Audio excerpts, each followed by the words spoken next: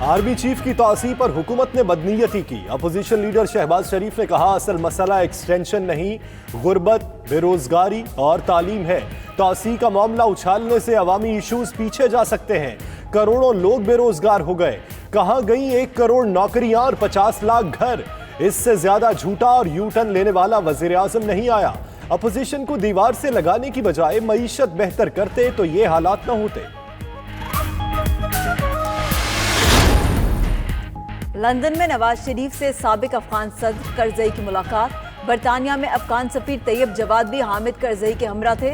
साबिक अफगान सदर ने नून लीगी कायद की इयादत की और अहम अमूर पर तबादला ख्याल किया। हामिद करजई ने कहा नवाज शरीफ की तबीयत पहले से बेहतर है।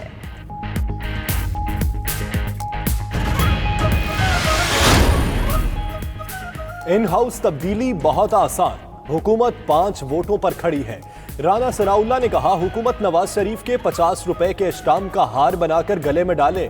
मरियम नवाज बैरून मुल्क गई तो 6 हफ्तों में वापस आ जाएंगी। आईनी तरमीम से वजीर आजम ऑफिस को ताकत दी। वोट को इज्जत दो के नजरिए से पीछे नहीं हटे। पार्टी फैसलों से नाराज रहनुमाओं की चौधरी निसार के दरवाजे पर दस्तक। 13 MNAs और 3 सेनेटर्स के साबिक वजीर दाखिला से राबते। चौधरी निसार को पार्लिमानी सियासत में मुतहरिक किरदार अदा करने का मशवरा। अरकान का ख्वाजा आसिफ के किरदार पर भी तहफ्फुज़ात का इजहार।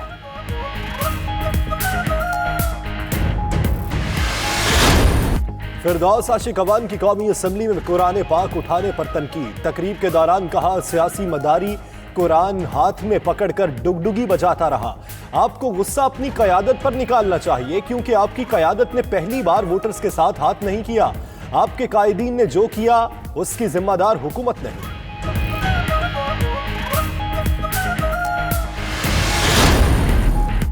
फजलुर रहमान ने फिर सड़कों पर आने का इंदिया दे दिया। कहते हैं नई तहरीक का आगाज पंजाब से करेंगे। ऑपोजिशन तकसीम हो जाए तो हुकूमत को कमजोर नहीं किया जा सकता। मौजूदा हुकूमत ज्यादा देर नहीं चलेगी।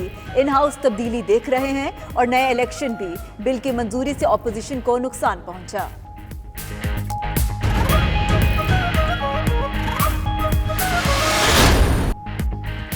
चेयरमैन FPR और मुशीर खजाना में इख्तलाफात की बाज़गश्त। शबर जैदी के 15 रोज की रुखसत पर जाने की इत्तलात। तर्जुमान FPR ने कहा शबर जैदी का वजीर आजम के मुशीर खजाना से कोई इख्तलाफ नहीं। मामूल के चेक पर के लिए 19 जनवरी तक रुखसत पर है। 20 तारीख को ताजिर कन्वेंशन में शरीक होंगे। DG ISPR का भारतीय आर्मी चीफ को मुंह तोड़ जवाब। मेजर जनरल आसिफ गफूर ने कहा भारतीय फौज के सरबराह अपने लोगों को खुश करने के लिए बयानात दे रहे हैं। उनके बयानात मामूल की हर्जा सराई और दाखिली बहरान से तवज्जो हटाने की कोशिश है। मुसल्लह अफवाज भारत को हर वक्त जवाब देने के लिए तैयार है।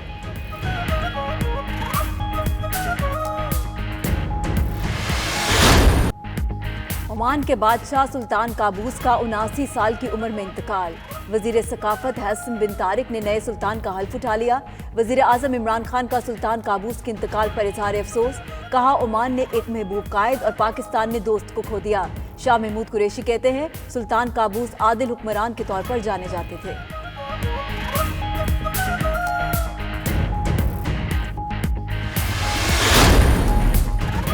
साल बदला लेकिन महंगाई का जिन अभी तक काबू न आया।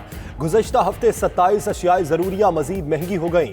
इदारा शुमारियात का कहना है महंगाई का सबसे ज्यादा बोझ गरीब तरीन और मुतवस्सित तबके पर पड़ा। दाल चना की कीमत में 8% इजाफा हुआ। टमाटर की कीमत भी बढ़ गई। मुर्गी, घी, चावल, अंडे, लहसुन, आलू, साबुन और LPG की कीमतें भी आसमान पर जा पहुंची। दुबई का मौसम खराब, बारिश से एयरपोर्ट टूट गया। दुबई में जहाज़ों की पार्किंग के लिए भी जगह दस्तयाब नहीं। परवाज़ों को ईंधन भरने में भी शदीद मुश्किलात का सामना। PIA की मुतअद्दिद परवाज़ें भी दुबई बारिशों से मुतासिर। तर्जुमान की मुसाफिरों को PIA कॉल सेंटर से राबते की हिदायत।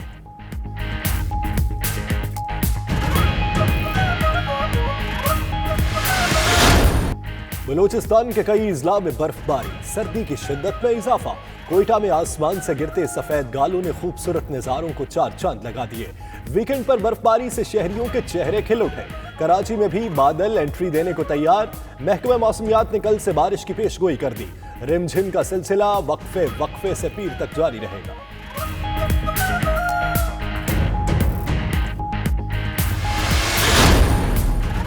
4 روزہ ٹیسٹ کی مخالفت میں پاکستان میں بھی آوازیں بلند ہونے لگی۔ پاکستان کرکٹ ٹیم کے ہیڈ کوچ اور چیف سلیکٹر مصباح الحق نے بھی 4 روزہ ٹیسٹ کی مخالفت کر دی۔ مصباح الحق کا کہنا ہے کہ 4 روزہ ٹیسٹ سے ٹیموں میں منفی سوچ پیدا ہوگی۔ ایشیائی کنڈیشن میں 4 روزہ ٹیسٹ مشکل ہوگا، بالرز کی سپیڈ اور پرفارمنس بھی متاثر ہوگی۔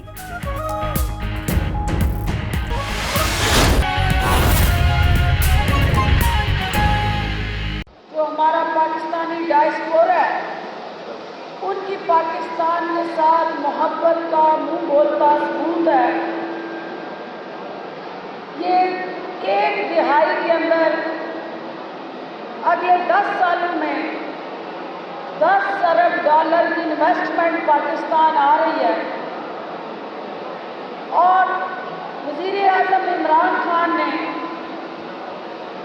پاکستانیوں سے یہ وعدہ کیا ہے کہ میں نے پاکستان کا درخشاں روشن چہرہ، ایک ایسا پاکستان جو انویسٹر فرینڈلی ہو، ایسا پاکستان جہاں ایز آف ڈوئنگ بزنس کے ہر طرح کے مواقع ہوں، جہاں ہمارا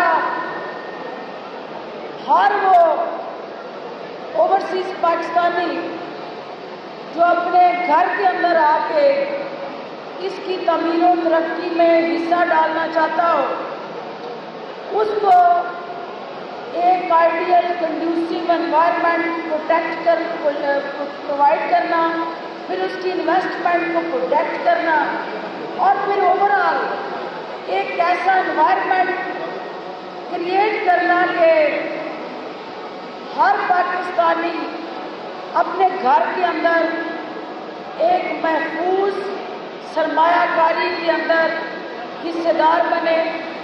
آج میں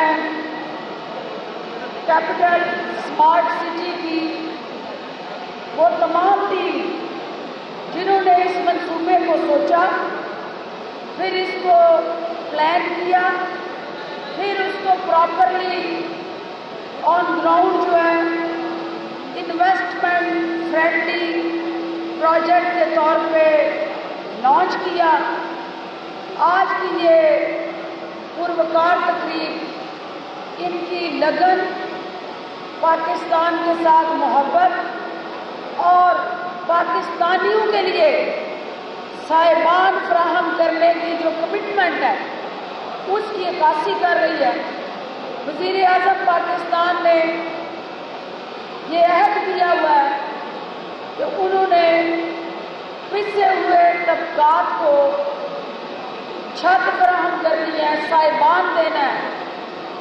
اپنا گھر اتھارٹی بنائی گئی ہے، اور کم آمدنی والے افراد کے ذریعے وہ تمام جو ہمارے ایسے سرکاری نوکریوں کے اندر افراد جو گھر کی سہولت ان کی دسترس تک نہیں ہوتی، وہ پسے ہوئے مزدور، محنت کش جو ہمیشہ کرائے کے گھروں پہ ایک شہر سے دوسرے شہر دھکے کھاتے ہیں، ان کے لیے ان کے درد کی دعا جو ہے وہ وزیر اعظم پاکستان نے کل اسمبلی کے اندر آپ نے دیکھا کہ گورنمنٹ امپلائیز جو ہیں، federal government employees housing scheme کے تحت وہ بل پارلیمنٹ کے دونوں ایوانوں سے پاس ہوا ہے۔